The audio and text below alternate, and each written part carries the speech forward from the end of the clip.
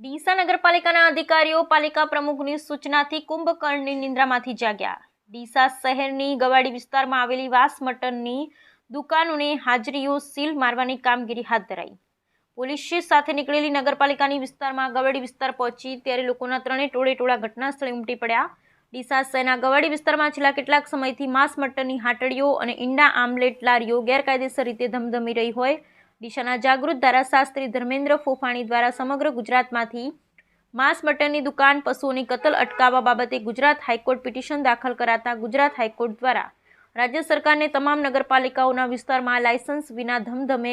તે માંસ મટનની દુકાનો અને ઈંડા આમલેટની લારીઓ તાત્કાલિક અસરથી બંધ કરવા માટે સૂચના આપેલ હોવા છતાં ડીસા શહેરમાં ગવાડી વિસ્તારમાં ગેરકાયદેસર માંસ મટનની દુકાનો અને લારીઓ ચાલુ રહેતા અરજદાર ધર્મેન્દ્ર ફોફાણી દ્વારા પાલિકાના ભ્રષ્ટ અધિકારીઓને ગધેડા પર બેસાડી ડીસા શહેરની હાલત બતાવવા માટે નાયબ કલેક્ટર કચેરી પાસેથી પરવાનગી માંગી હતી। સાથે હિન્દુ સંગઠનો દ્વારા પવિત્ર શ્રાવણ માસમાં માંસ મટનની દુકાનો બંધ કરવા બાબતે નાયબ કલેક્ટર સહિત ચીફ ઓફિસરને આવેદનપત્ર આપી ઉગ્ર રજૂઆત કરવામાં આવી હતી।